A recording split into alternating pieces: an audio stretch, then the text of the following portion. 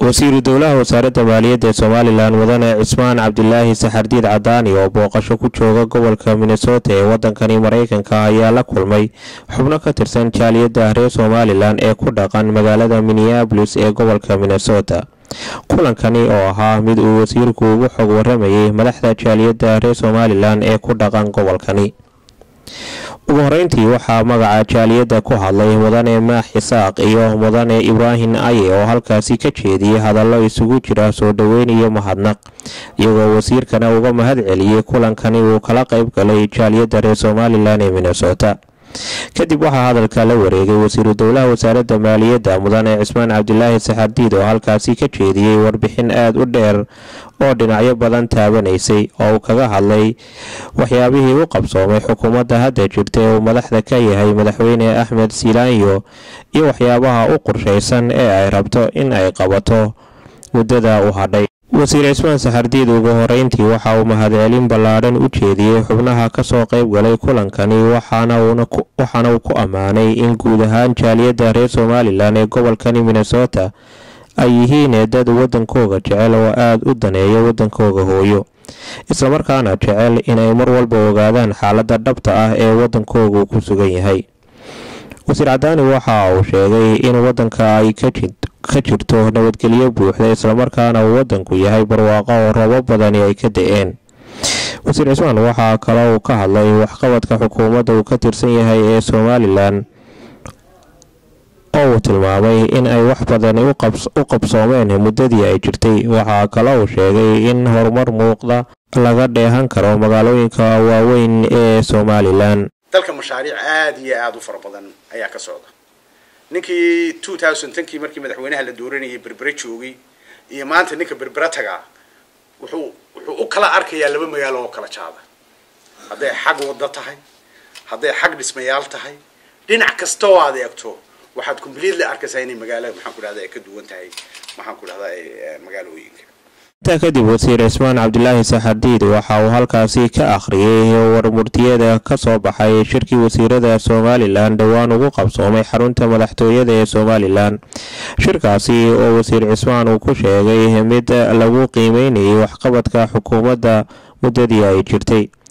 wasiir Cismaan Saxardiid waxa kale uu sheegay inuu aaminsan yahay in boqolkiiba 70 la fuliyay ballanqaadyadii madaxweynuhu ummadda u qaaday waqtigii uu ku jiray ololaha doorashada. wasiir Cismaan Saxardiid waxa kale uu tilmaamay inay weli jiraan dhinacyo badan oo weli qabyo ah oo ay xukuumaddu hadda u soo jeesatay sidii ay wax uga qaban lahayd.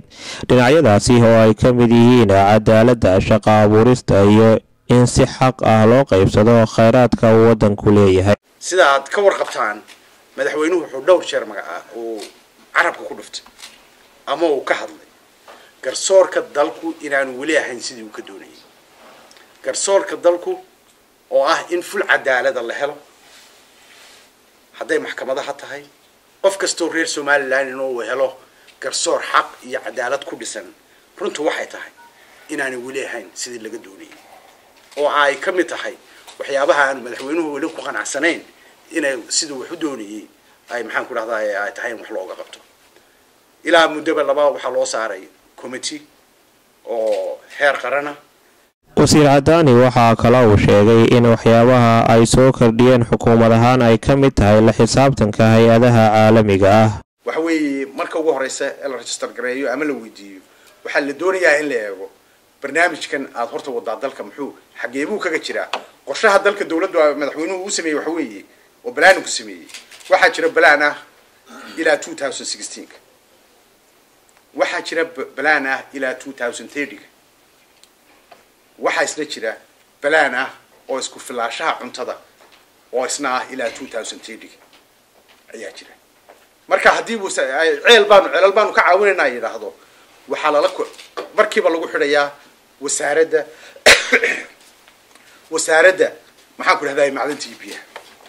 halkii barigii hore iska baalmari jireen wasaaradaha oo laba inan oo dhalinyaro ay ka qaadan jireen maxaan ku dhahdaa magaalada Hargeysa deedna meesha ay doonaan ay wax ka qodi jireen.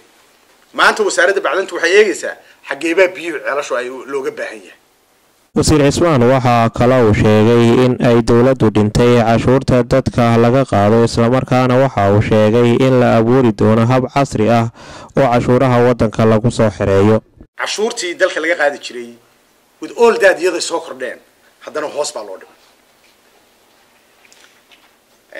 payroll taxes oo ahaa 18% maanta waa 10% waxa weeye waa 6%. macaashka oo ahaa 12% maanta waa 5%.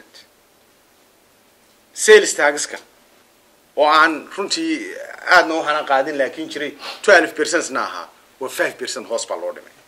qorshe waxa weeye the more you tax the less you tax inaad helayso more income ayaa madaxweynaha maxaan ku dhahdaa ayuu qabaa.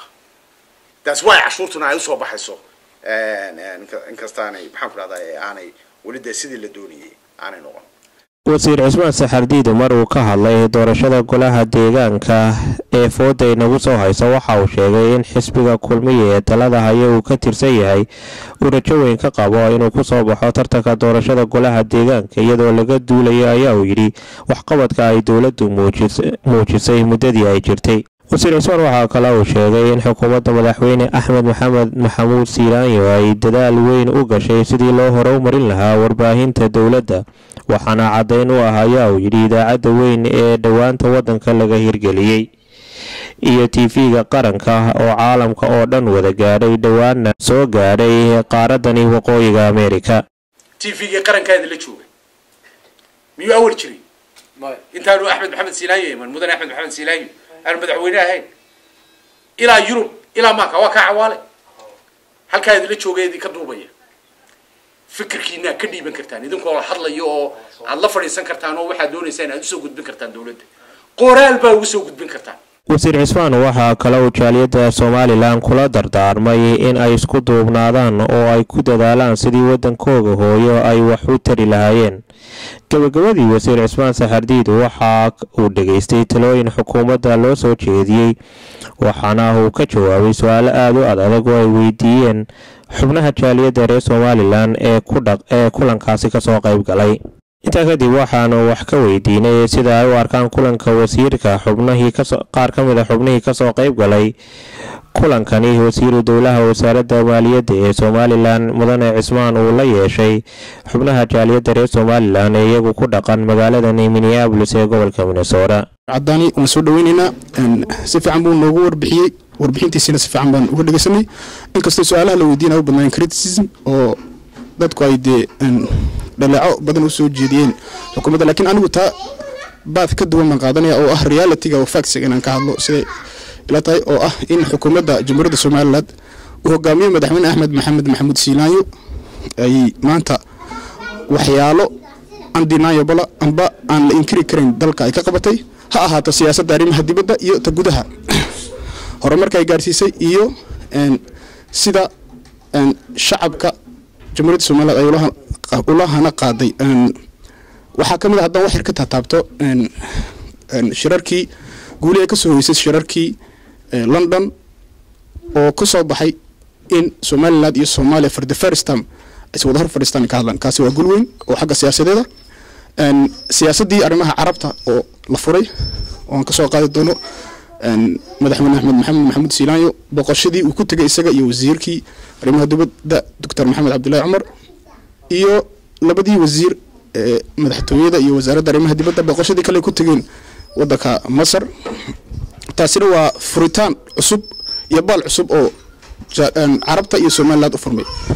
arrimaha gudaha haddaan ka soo qaaday guulaha xukuumadda Soomaaliland ka soo gaadhina waxaa ka mid ah horumarka oo dhinac kasta taabanaya basic infrastructure-ka sida wadooyinka oo sidaan ognahay wadooyinka dadku shacabka sameystaan sida Booramo oo kale gobolka Awdal in xukuumaddu wax kaga dartay inkastoo shacabka hadana ay lahaayeen badida ay ka timiday xagooga in ay listaan wax qabad ay sameystaan iyaguna taasina waa horumar bridge-kii baa la dhisay siyaasadii bariga waan ognahay nabadayntii meel fiican bay maraysaa oo gudoomiyihii SSC Dr. Salman Xagle Toosiye oo heshiisyadii xukuumadda kala saxiixdeen oo miro dhalkeedii ku dambeeyey in ay heshiis taama ay yeeshaan oo nabadiina xagga laga sii amba qaado taasi waa guulo.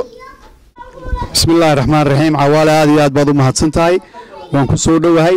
kulanka ay jaaliyadda iyo wasiira dowluhu ay maanta halkan ku kulmeen wuxuu ahaa kulan aad iyo aad u qiimo badan, wuxuu ahaa kulan aad iyo aad u wanaagsan oo sidii la rabay u dhacay.